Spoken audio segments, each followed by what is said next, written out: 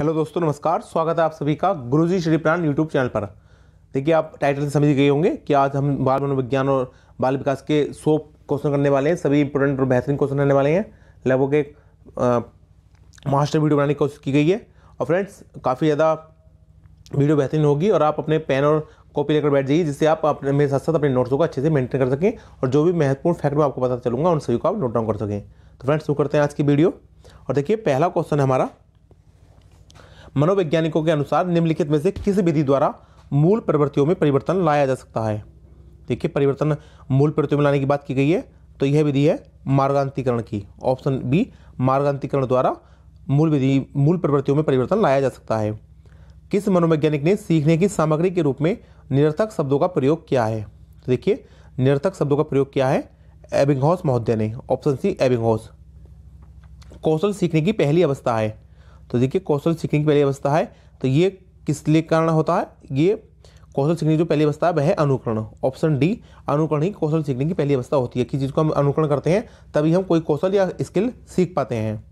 संवेग व्यक्ति की उत्तेजित दशा है, यह कथन किसने कहा है। तो देखिए फ्रेंड्स, यह कथन कहा गया है जीन पियाजे, वुडवर्थ, बेंटन, रूसो। तो इसमें से वुडवर्थ महोदय ने, ऑप्शन बी, वुडवर्थ महोदय ने कहा है कि संवेग व्यक्ति की उत्तेजित दशा है। बुद्धि एवं सृजनात्मकता में किस प्रकार से सहसंबंध पाया गया है।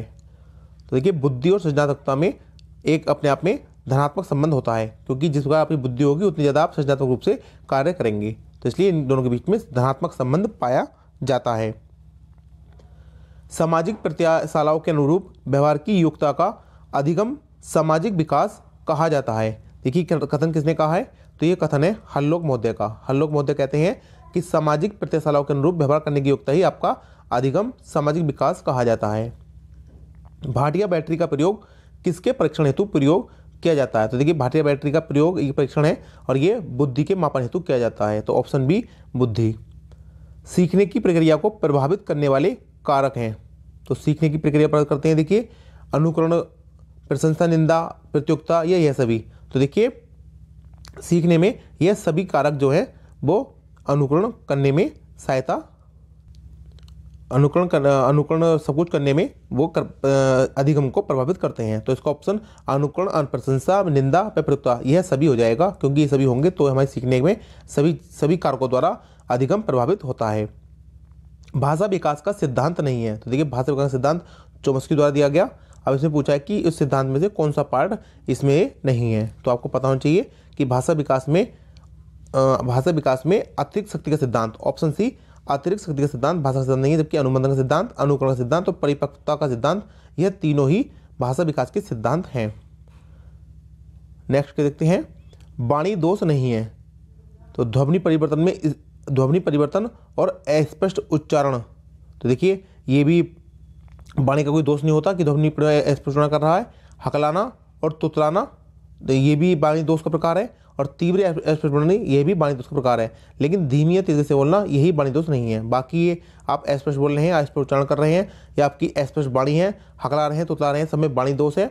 लेकिन धीमी या तेज गति से बोलना कोई वाणी दोष नहीं होता है। तो ऑप्शन बी इस क्वेश्चन का राइट आंसर फ्रेंड्स हो जाएगा। निम्न में से कौन केंद्रीय प्रवृत्ति की माप नहीं है। काफ़ी बार पूछा गया क्वेश्चन है एग्जाम में इसको लगभग हर 1-2 साल छोड़ के क्वेश्चन को रखता ही है एग्जाम में। देखिए, केंद्रीय प्रवृत्ति की 3 मापें होती हैं, बहुलांग, मध्यांग और मध्यमान। लेकिन प्रसार केंद्रीय प्रवृत्ति की कोई माप नहीं होती। तो ऑप्शन ए, प्रसार, इस क्वेश्चन का राइट आंसर फ्रेंड्स हो जाएगा। बंडूरा का कथन है कि बच्चे प्रतिक्रियाएं प्रतिमानीकरण द्वारा सीखते हैं। बंडूरा महोदय ने कहा है कि बच्चे जो प्रतिक्रियाएं सीखते हैं वो प्रतिमानीकरण द्वारा सीखते हैं, जिसको कहा जाता है, जिसका एक अन्य नाम और दिया गया है। तो देखिए, ये नाम दिया गया है निरीक्षणात्मक अधिगम। ऑप्शन सी, निरीक्षणात्मक अधिगम प्रतिक्रियाएं प्रतिमानीकरण द्वारा सीखने को एक अन्य नाम दिया गया है। औसत बुद्धि वाले बालकों की IQ बुद्धि लब्धि कितनी होती है। तो देखिए, औसत बुद्धि वाले बालकों की जो बुद्धि लब्धि मानी गई है वह मानी गई है 91 से 109 के मध्य है। ऑप्शन सी, 91 से 109 के मध्य औसत बुद्धि वाले बालक मौजूद होते हैं। और जड़ की बात करें तो 25 से कम बुद्धि लब्धि वाले बालक सभी जड़ में आते हैं। और प्रतिभाशाली की बात करें तो फ्रेंड ध्यान रखिएगा, 140 से अधिक बुद्धि लब्धि वाले बालक प्रतिभाशाली बालकों की श्रेणी में आते हैं। क्वेश्चन 14, व्यक्तित्व के संगठन का स्वरूप है। देखिए, व्यक्तित्व का जो संगठन है उसका स्वरूप सामाजिक आर्थिक ये नहीं होता।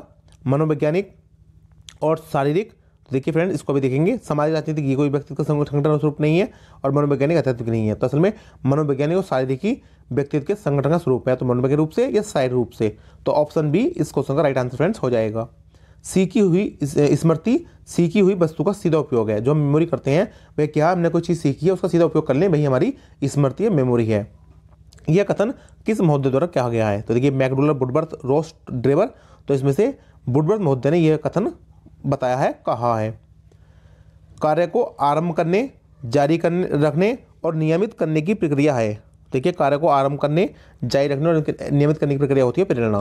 प्रेरणा द्वारा ही हम कार्य को आरंभ कर पाते हैं, उसको जारी रख पाते हैं और उसको नियमित रेगुलर रूप से उसको कर पाते हैं। नहीं तो अगर प्रेरणा ना हो तो ना ही हम कार्य को आखिर तक स्टार्ट भी कर लें तो उसको जारी नहीं रख पाएंगे। जैसे आप पढ़ाई करते हैं, अगर आपको प्रेरणा ना मिले तो आप अपनी पढ़ाई को रेगुलरिटी नहीं बना पाते, और प्रेरणा आपको मोटिवेट होती रहे तो आप अपनी पढ़ाई में रेगुलरिटी बनाए रखते हैं, उसको कंटिन्यू जारी रखते हैं। तो यही प्रेरणा होती है। मानसिक आयु का प्रत्यय दिया था।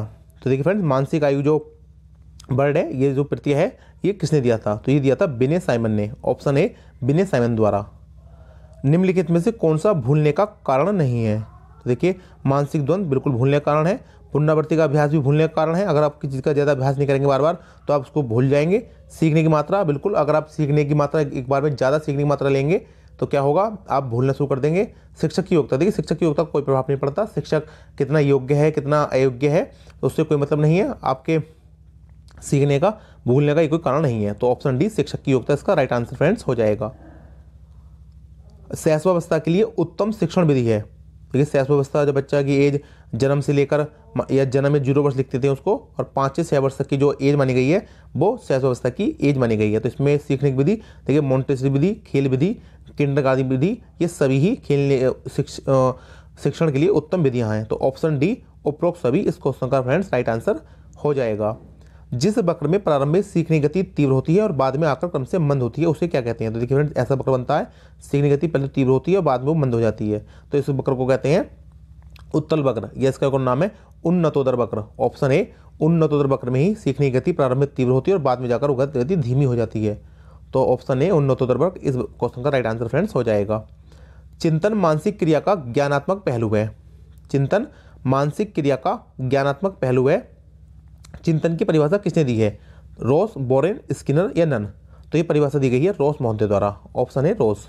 देखिए फ्रेंड जो भी क्वेश्चन मैं इसमें ले रहा हूँ, चाहे परिभाषा संबंधित हो या कोई एक्स्ट्रा फैक्ट हो, आप सबको अच्छे से नोट डाउन कीजिएगा, अपने नोट्स को अच्छे से मेंटेन कीजिएगा, क्योंकि ये एक एक क्वेश्चन फ्रेंड्स एग्जाम में पीछे प्रीवियस में आए हुए हैं या इनकी आने की पॉसिबिलिटी काफ़ी ज़्यादा है। एग्जाम में बस इनको ढूंढ के सिलेक्ट करके बैठा ही है। एग्जाम में जैसे ही पेपर आएगा देखेंगे आप यही क्वेश्चन आपको एग्जाम में मिलने वाले हैं। तो इन क्वेश्चनों को बहुत ही अच्छे से तैयार कीजिएगा और वीडियो को बिना स्किप किए देखिएगा, क्योंकि एक स्किप में भी अगर आपका एक क्वेश्चन निकल गया तो आप मान लीजिए आपका 1 नंबर निकल गया, और 1 नंबर का मतलब आप जानते हैं एक इतना कफ कंपटीशन है, इतना आज के टाइम में इतना कफ कंपटीशन है फ्रेंड्स कि 1 नंबर से ही जॉब से हम या तो पास पहुंच जाते हैं या उससे दूर हट जाते हैं। यदि पूर्व ज्ञान व अनुभव नए प्रकार के ज्ञान को सीखने में सहायता करते हैं। देखिए पहले सीखा का ज्ञान व अनुभव किसी के द्वारा नया ज्ञान सीखने में सहायता मिलती है तो इसको कहा जाता है सकारात्मक प्रशिक्षण अधिक स्थानांतरण। ये पॉजिटिव है और ये हमारा प्रशिक्षण का स्थानांतरण हो रहा है, लर्निंग ट्रांसफर, तो ये एक सकारात्मक पॉजिटिव बात होती है। क्रिया प्रसूति सिद्धांत दिया है, देखिए बहुत ही ज़्यादा फेमस सिद्धांत है क्रिया प्रसूति सिद्धांत, और ये दिया गया है थॉर्नडाइक महोदय द्वारा। तो ऑप्शन सी थॉर्नडाइक इस क्वेश्चन का राइट आंसर हो जाएगा। लक्ष्य निर्देशित व्यवहार में बाधा आना क्या कहलाता है? देखिए कोई लक्ष्य के द्वारा निर्देशित किया गया व्यवहार हो हमारा, कि हम किसी लक्ष्य के प्रति निर्देशित कर दिए गए हों और उसी तरह का व्यवहार उसी तरह के लक्ष्य को पाने जा रहे हैं लेकिन उसमें बाधा आ जाए तो उसको कहा जाता है कुंठा। ऑप्शन सी कुंठे के द्वारा हम उस लक्ष्य में बाधा आ जाती है, तो इसलिए ऑप्शन सी इसका राइट आंसर हो जाएगा। किसके अनुसार बालक का विकास आनुवांशिकता तथा वातावरण का गुणफल है? तो ये विकास की परिभाषा दी है किस महोदय ने कि विकास इक्वल टू आनुवांशिकता गुणा वातावरण। तो ये परिभाषा दी गई है वुडवर्थ महोदय द्वारा। ऑप्शन ए वुडवर्थ ने कहा है कि विकास बराबर आनुवांशिकता गुणा वातावरण। विकास के मनोसामाजिक सिद्धांत का प्रतिपादन किसने किया? तो देखिए सही से देखिएगा, मनोसामाजिक सिद्धांत का पूछा है ना कि मनोलैंगिक का। कई बार क्या होता है फ्रेंड्स एग्जाम में मनोलैंगिक सिद्धांत समझ के उसका आंसर तुरंत फ्राइड लगा जाते हैं और आपका ये आंसर गलत हो जाता है। तो अगर मनोलैंगिक पूछे तो ध्यान रखना मनोलैंगिक विकास का सिद्धांत फ्राइड महोदय का, लेकिन अगर क्वेश्चन पूछे कि मनोसामाजिक सिद्धांत का प्रतिपादन किसने किया तो एरिक्सन महोदय का नाम आएगा। मनोसामाजिक सिद्धांत एरिक्सन महोदय द्वारा दिया गया।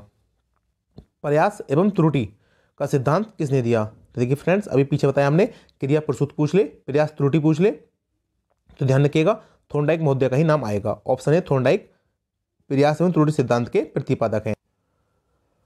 संगणन सिद्धांत निम्न में से किससे संबंधित है? तो देखिए संगणन सिद्धांत की बात हुई है, तो ये अधिगम, प्रेरणा, स्मृति या सृजनात्मकता, तो ये संबंधित है सृजनात्मकता से, क्रिएटिविटी से। ऑप्शन डी इसका राइट आंसर फ्रेंड्स हो जाएगा।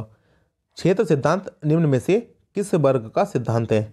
व्यवहारवादियों का, संरचनावादियों का, मनोविश्लेषकों का या गैस्टाल्टवादियों का? देखिए गैस्टाल्टवादियों का है, कोलर, कोफ्फा, ये सभी गैस्टाल्टवादी रहे हैं। और 6 सिद्धांत आप जानते हैं किसके द्वारा दिया गया? कुर्ट लेविन द्वारा। कुर्ट लेविन, तो कुर्ट लेविन का ये सिद्धांत है। देखिए नाम लिखता हूँ मैं आपके लिए, कुर्ट लेविन। तो इनका 6 सिद्धांत है और ये किस वर्ग का सिद्धांत है? गैस्टाल्टवादी रहे हैं ये भी, तो गैस्टाल्टवादियों का ही सिद्धांत वर्ग में आता है। ऑप्शन डी इसका राइट आंसर फ्रेंड्स हो जाएगा। प्रयोगात्मक विधि को सर्वप्रथम प्रस्तावित किया, तो प्रयोगात्मक विधि को सर्वप्रथम प्रस्तावित किया था बुंट महोदय ने। ऑप्शन बी बुंट महोदय ने।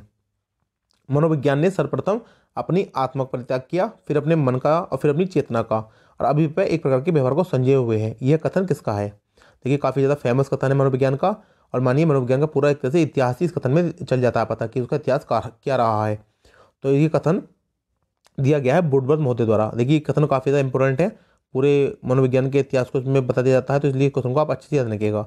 असल में क्या था कि पहले मनोविज्ञान में आत्मा का स्थान रखा गया महत्वपूर्ण, फिर उसमें मन का विज्ञान माना गया, फिर चेतना का, और अब वर्तमान में उसको व्यवहार का विज्ञान माना जाता है। मनोविज्ञान अर्थात व्यवहार का विज्ञान, और यह वुडवर्थ महोदय ने परिभाषा दी है। निम्नलिखित पुस्तक में लेखकों में किसका मिलान सही नहीं है? देखिए पुस्तक दी गई है और ये लेखक दी गई हैं। देखिए देखते हैं, रिपब्लिक पुस्तक अरस्तु द्वारा, देखिए ये तो बिल्कुल नहीं दिखी, रिपब्लिक तो लिखी है प्लेटो महोदय ने, तो हमारा पहला ही क्वेश्चन यहाँ मिल जाता है सही, लेकिन बाकी और विकल्प भी देख लेते हैं। एमिल पुस्तक रूसो द्वारा लिखी गई, बिल्कुल ठीक बात है। संध्यावधि दयानंद सरस्वती द्वारा लिखित पुस्तक है, और the school and society John dB की पुस्तक है। तो ये बाकी 3 तो विकल्प सही है, लेकिन पहला विकल्प रिपब्लिक अरस्तु द्वारा लिखी गई पुस्तक नहीं है, बल्कि प्लेटो महोदय द्वारा लिखी गई पुस्तक है। डेमोक्रेसी एंड एजुकेशन पुस्तक के लेखक कौन है? देखिए डेमोक्रेसी एंड एजुकेशन पुस्तक की पूछ ले तो भी जॉन डीबी का नाम आ जाएगा। हमने पीछे देखा एक पुस्तक द स्कूल एंड सोसाइटी हो या डेमोक्रेसी एंड एजुकेशन हो, दोनों ही पुस्तक जॉन डीबी महोदय द्वारा लिखी गई हैं। तो आप दोनों ही पुस्तकों को जॉन डीबी के आगे करके लिख लीजिएगा और दोनों को अच्छे से याद रखिएगा। एजुकेशन शब्द का जन्म एडुकेयर से हुआ है। देखिए इंग्लिश का वर्ड है एडुकेयर, इंग्लिश का नहीं है बल्कि ये तो मैं बताऊंगा आपको। ये देखिए एडुकेयर से लिखा जाता है कि एडुकेयर से हुआ है, और ये किस भाषा का शब्द है? देखिए एडुकेयर शब्द है लैटिन भाषा का। ऑप्शन बी लैटिन भाषा का एडुकेयर शब्द से ही एजुकेशन शब्द जो कि इंग्लिश का शब्द है उसका उद्भव या उत्पत्ति हुई है। स्वस्थ शरीर में स्वस्थ मस्तिष्क का निर्माण करना ही शिक्षा है, यह कथन किस महोदय का है? तो देखिए यह कथन महोदय ने दिया है अरस्तु ने। ऑप्शन डी अरस्तु द्वारा कहा गया कि स्वस्थ शरीर में स्वस्थ मस्तिष्क का निर्माण करना ही शिक्षा का परम उद्देश्य होता है। मनुष्य की अंतर्निहित पूर्णता को अभिव्यक्त करना ही शिक्षा है, यह कथन किसका है? देखिए यह कथन दिया गया है मोर्गन द्वारा। ऑप्शन है मोर्गन द्वारा। देखिए जो भी कथन है इन कथनों को ध्यान से देखिए, काफ़ी ज़्यादा स्वस्थ शरीर और मस्तिष्क के ऊपर ही है, और इसलिए आप इनको अच्छे से ध्यान रखिएगा। मनोविज्ञान शिक्षा का आधारभूत विज्ञान है, यह कथन किस महोदय ने दिया? तो ये दिया गया स्किनर महोदय द्वारा। ऑप्शन है स्किनर महोदय ने यह कथन दिया है। शिक्षा से मेरा अभिप्राय बालक एवं मनुष्य के शरीर, मस्तिष्क एवं आत्मा के सर्वोत्तम अंश की अभिव्यक्ति है, यह किसका कथन? देखिए काफ़ी ज़्यादा इंपॉर्टेंट कथन है, इसको तो आप अलग से नोट डाउन कीजिएगा। इसके आगे तो वेरी वेरी इंपॉर्टेंट लिखिएगा। एक तो ऐसा है, देखिए बाल विज्ञान में भारतीय वैसे भी काफ़ी कम रहे हैं मनोविज्ञान में, मनोवैज्ञानिक उनके कथन काफ़ी कम आते हैं। तो इनमें से महात्मा गांधी जी का एक कथन है जो कि बाल मनोविज्ञान के ऊपर ही आता है, तो इसलिए कथन काफ़ी ज़्यादा इंपॉर्टेंट हो जाता है। तो आप समझ गए होंगे, मैंने नाम ले दिया, महात्मा गांधी जी का एक कथन है। उन्होंने क्या कहा है कि शिक्षा से मेरा अभिप्राय बालक एवं मनुष्य के शरीर, मस्तिष्क एवं आत्मा के सर्वोत्तम अंश की अभिव्यक्ति है, यह महात्मा गांधी द्वारा कहा गया है। देखिए फ्रेंड्स, अगर आपको हमारी स्पीड काफ़ी तेज लग रही हो तो आप वीडियो को थोड़ा पॉज करके देख सकते हैं। देखिए असल में 100 क्वेश्चन है वीडियो में कवर करने हैं, और मैं नहीं चाहता कि कोई भी एक्स्ट्रा टाइम खर्च हो, कि जो 100 क्वेश्चन है वो एक लिमिटेड 30 से 35 मिनट में 40 मिनट में कवर हो जाए। ऐसा नहीं कि मैं 2-2 घंटे इसमें लगा दूं और आपको कुल 100 क्वेश्चन दे पाऊँ, इसलिए हम काफ़ी तेज़ गति से इन क्वेश्चनों को कवर कर रहे हैं। तो आते हैं अपने क्वेश्चन पर। 39 हमने देख चुके हैं। तो 39 क्वेश्चन क्या कहता है? देखिए वैदिक काल में शिक्षा का आरंभ किस संस्कार से होता है? तो देखिए शिक्षा का आरंभ सबसे पहले उपनयन संस्कार किया जाता था और उसके बाद ही शिक्षा का आरंभ किया जाता था। लगभग 8 वर्ष की अवस्था में ब्राह्मण बालकों का और 12 वर्ष की अवस्था में क्षत्रिय बालकों का किया जाता था। तो उपनयन संस्कार वैदिक काल में शिक्षा के आरंभ का एक संस्कार, प्रमुख संस्कार में से एक है। 16 संस्कार है, उसमें से एक संस्कार शिक्षा का संस्कार उपनयन संस्कार है। तो ऑप्शन सी इस क्वेश्चन का राइट आंसर फ्रेंड्स हो जाएगा। मनोविज्ञान व्यक्ति के व्यवहार व आचरण का यथार्थ विज्ञान है। यह कथन किसका है या किस मनोविज्ञान द्वारा यह बात कही गई है? तो देखिए फ्रेंड्स, यह कहा गया मैकडूगल महोदय द्वारा। मैकडूगल महोदय ने कहा है कि मनोविज्ञान व्यक्ति के व्यवहार एवं आचरण का यथार्थ विज्ञान है। विकासवादी सिद्धांत के समर्थक हैं। तो विकासवादी सिद्धांत के समर्थक हैं लैमार्क। लैमार्क महोदय का विकासवादी सिद्धांत है। लैमार्क और डार्विन दोनों ही विकासवादी सिद्धांत के, विकास से संबंधित सिद्धांत के संदर्भ में दोनों का नाम आता है। शिक्षा को द्विध्रुवीय किसने कहा? बाइपोलर। शिक्षा को द्विध्रुवीय कहा है, देखिए एडम्स महोदय ने। ऑप्शन ए एडम्स महोदय ने शिक्षा को द्विध्रुवीय कहा है। और देखिए अगर बात हो जाए क्वेश्चन एग्जाम में पूछ लिया जाए कि शिक्षा को त्रिध्रुवीय किसने कहा, आपको दोनों ही ध्यान होना चाहिए, द्विध्रुवीय और त्रिध्रुवीय। द्विध्रुवीय कहें तो एडम्स ने, और त्रिध्रुवीय देखिए त्रिध्रुवीय का असल में हो गया 3D से समझ सकते हैं आप इसको। कोई चीज़ थ्री चीज़ में आई, 3 पोलर हो गई तो ट्राइपोलर 3, तो उसको आप समझिए 3D। और 3D से आप समझ सकते हैं जॉन डीबी। देखिए मिलता जुलता नाम हो रहा है 3D जॉन डीबी 3DB। तो इस तरह से आप समझ सकते हैं कि 3D जो त्रिध्रुवीय शिक्षा है इसको कहा है जॉन डीबी महोदय ने। ऑप्शन डी इसका राइट आंसर फ्रेंड्स हो जाएगा। मनोविज्ञान शिक्षा का आधारभूत विज्ञान है। यह परिभाषा किस मनोवैज्ञानिक द्वारा दी गई है? तो देखिए फ्रेंड्स, यह परिभाषा दी है स्किनर महोदय ने कि मनोविज्ञान शिक्षा का आधारभूत विज्ञान है। मुस्लिम काल में प्रारंभिक शिक्षा दी जाती थी। मदरसा, मकतब, खालसा, स्तूप। देखिए मकतब में, ऑप्शन बी मकतब में मुस्लिम काल में प्रारंभिक शिक्षा दी जाती थी। मनोविज्ञान मानव एवं पशु व्यवहार का विज्ञान है। यह कथन किस महोदय का है? तो देखिए यह कथन कहा गया है अरस्तु, पिल्सबरी, मोर्गन, मैकडूगल। तो ऑप्शन में से राइट आंसर हो जाएगा मोर्गन महोदय का। ऑप्शन सी मोर्गन ने कहा है कि मनोविज्ञान मानव एवं पशु व्यवहार का विज्ञान है। मनोविज्ञान मानव व्यवहार का विज्ञान है, यह कथन किसका है? देखिए फ्रेंड्स, तो फ्रेंड्स यह कथन है आपके पिल्सबरी का। देखिए दोनों में डाउट, मैंने दोनों ही क्वेश्चन असल में क्या करता हूँ, जो भी मिलते जुलते क्वेश्चन होते हैं मेरे हर वीडियो में, ये बात आप नोट करेंगे, जब कभी भी मिलते जुलते बातें आएंगी तो उनको कोशिश करता हूँ कि एक साथ उनकी स्लाइड रख के बना के रखी जाए, जिससे क्या होगा कि आपको हाथों जो भी कन्फ्यूजन है वो तब का दूर हो सके। देखिए दोनों के क्वेश्चन देखिए आप एक बार फिर से। मनोविज्ञान मानव एवं पशु व्यवहार का विज्ञान है, अगर यह पूछ ले तो ध्यान रखिए मोर्गन महोदय का नाम आएगा। मानव और पशु दोनों की बात करिए, और खाली अगर कर लीजिए मानव व्यवहार का विज्ञान है तो ध्यान रखिए पिल्सबरी का। मानव और पशु व्यवहार का विज्ञान दोनों का बात कर ले तो मोर्गन महोदय, अगर सिर्फ मानव व्यवहार की बात करें तो पिल्सबरी महोदय। ऑप्शन सी पिल्सबरी महोदय का नाम आएगा। दोनों में ही डिफरेंट रख के दोनों को ही अच्छे से याद कीजिएगा फ्रेंड्स। मनोविज्ञान चेतना का विज्ञान है, तो यह कथन किस महोदय का है? देखिए मनोविज्ञान को चेतना का विज्ञान कहा है आपके जेम्स महोदय ने। Option B James.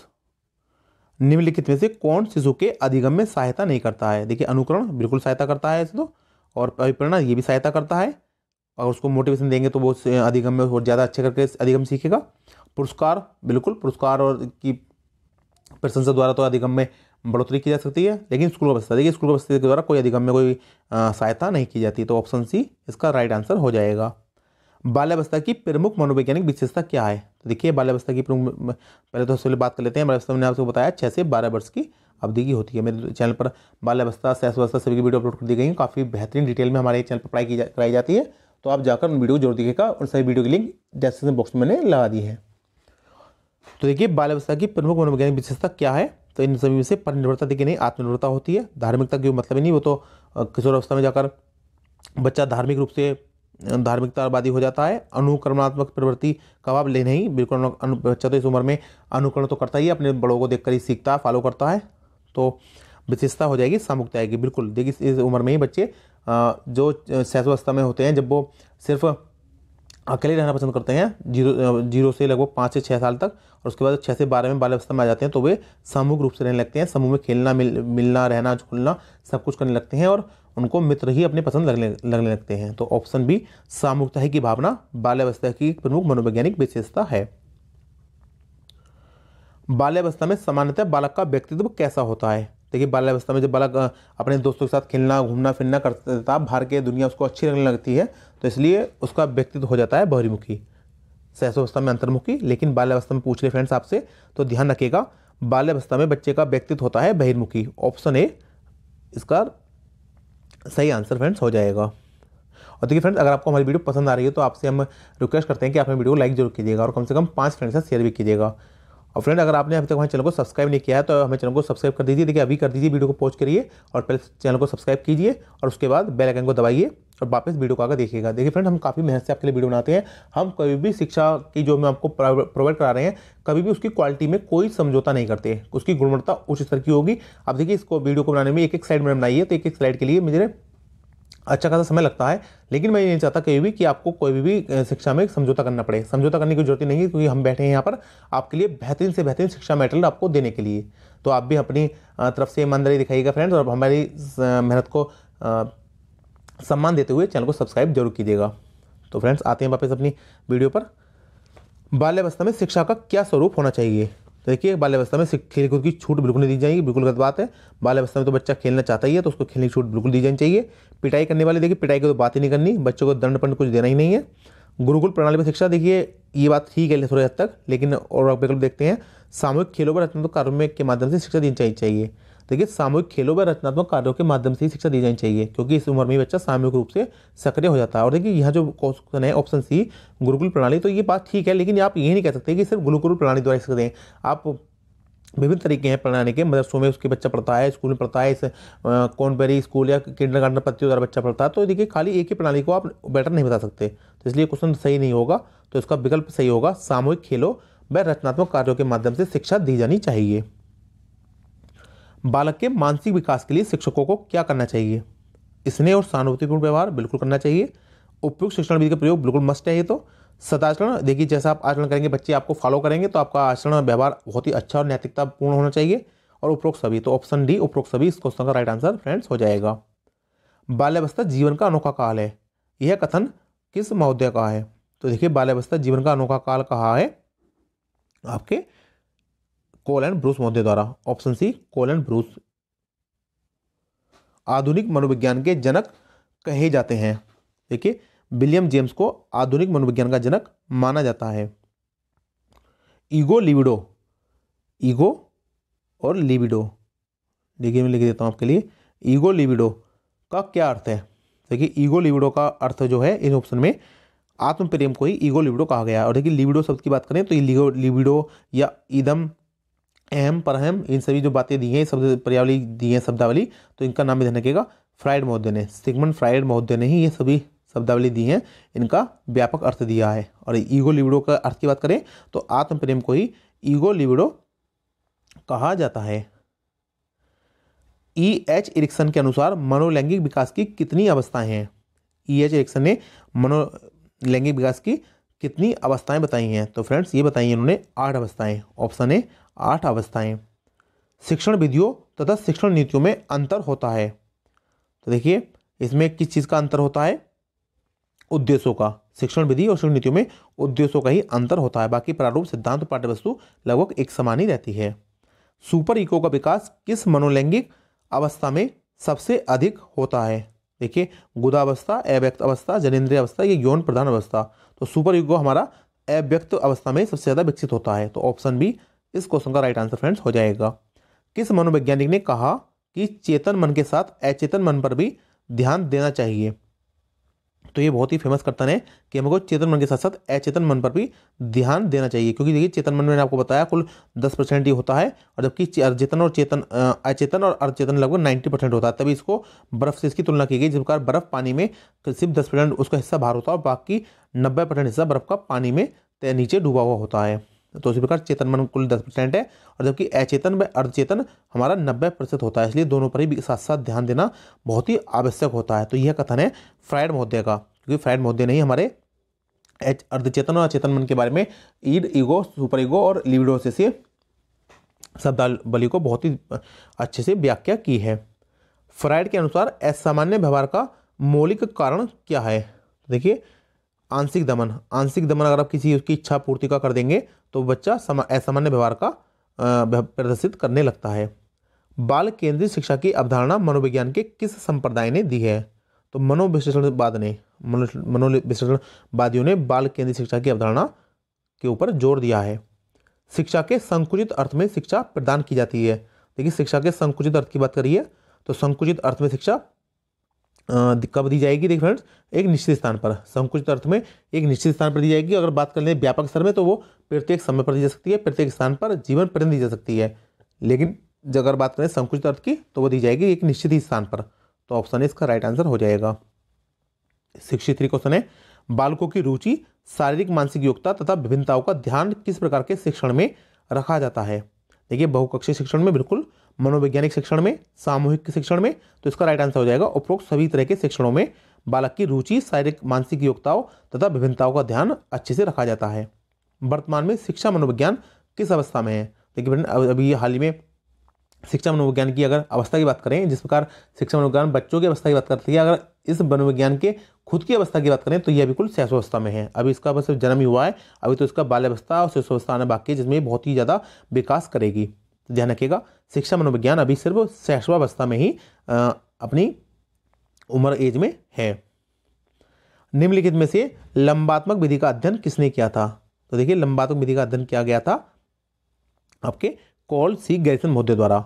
Option A, Karl C Garrison ने ही लंबात्मक विधि का अध्ययन किया था।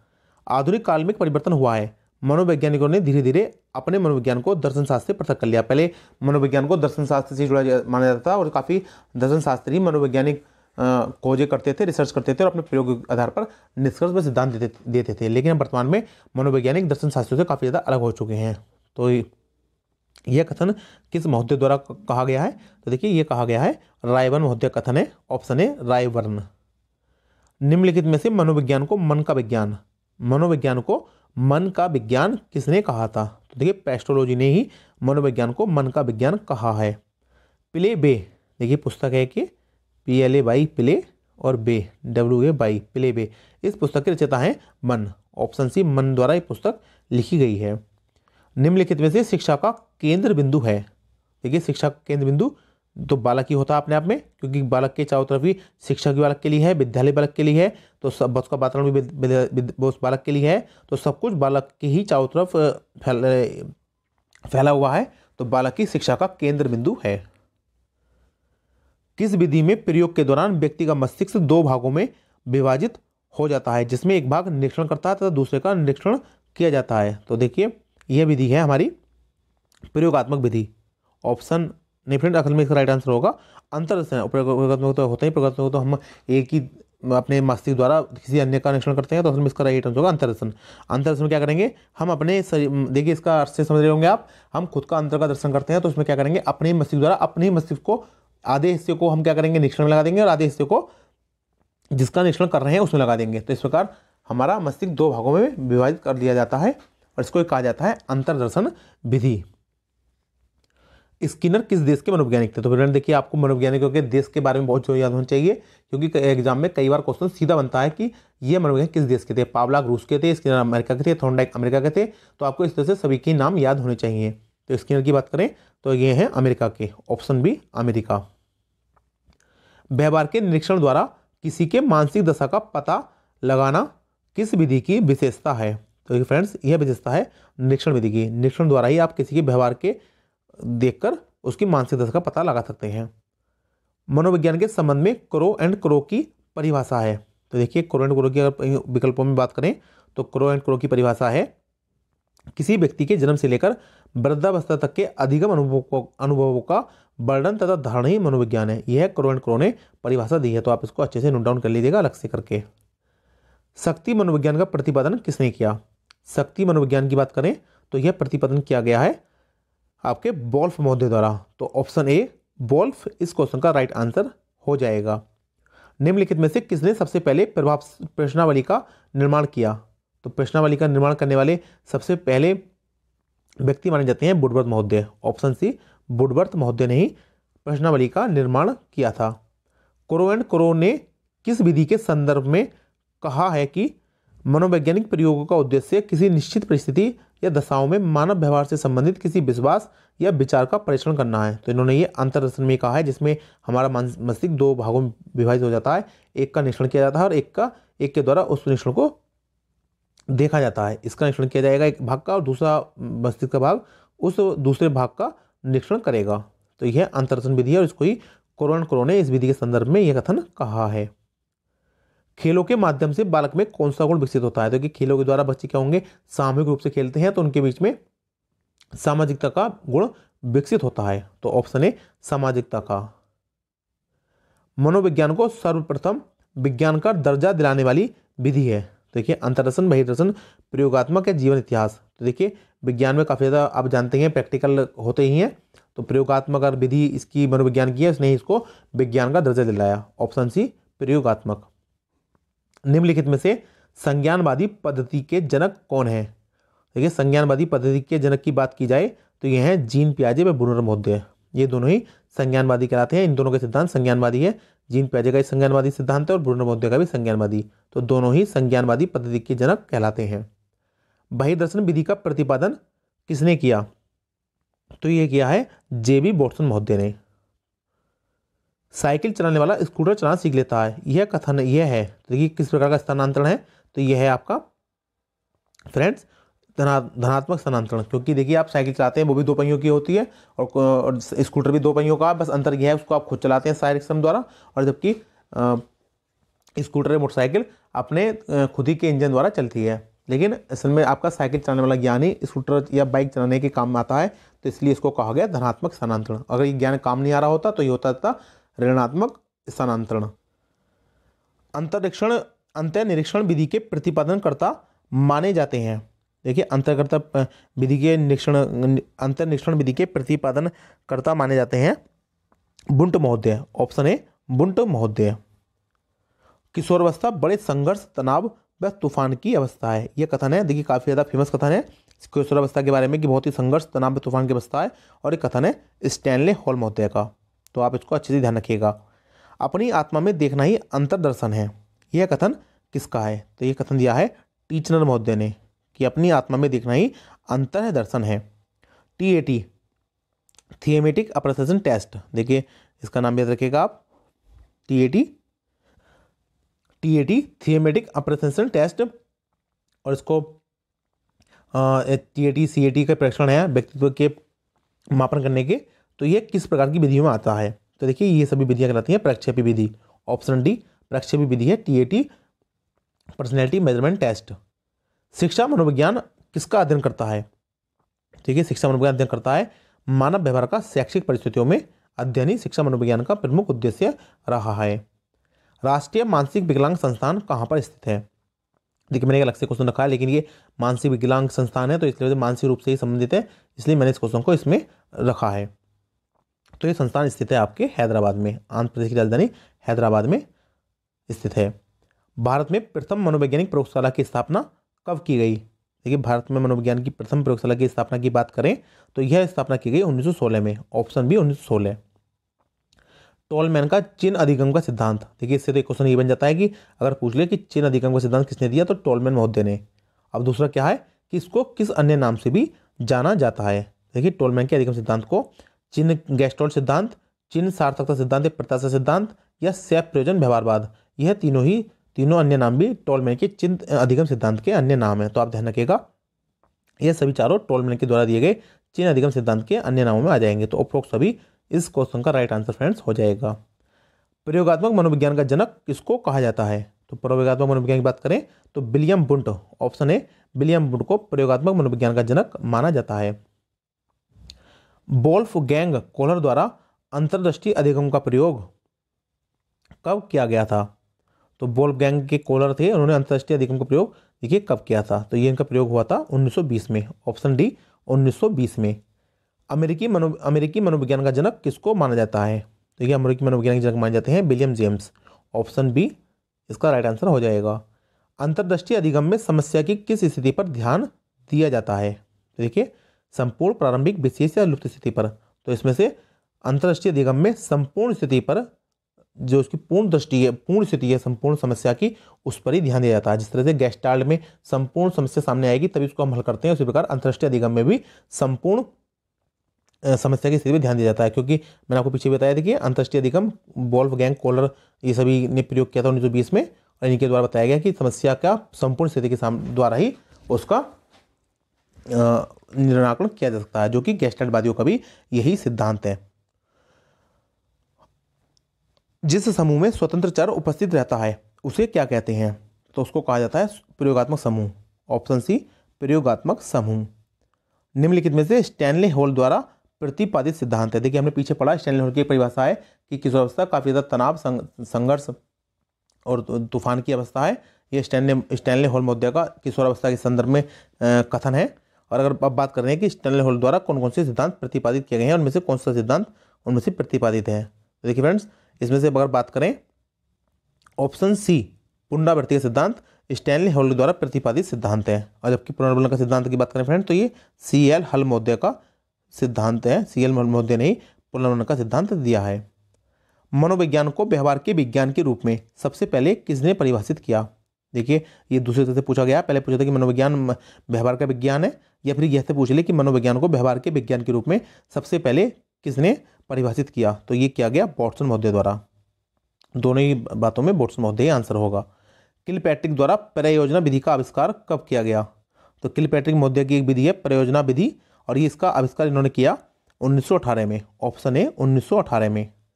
बुंड के द्वारा स्थापित स्कूल का क्या नाम था? तो देखिए इनके द्वारा स्थापित स्कूल किया गया संरचनावाद के नाम से। संरचनावाद को ही इन्होंने अपने एक स्थापित स्कूल का नाम दिया था। स्वप्रेरणा द्वारा अधिगम कैसा होता है?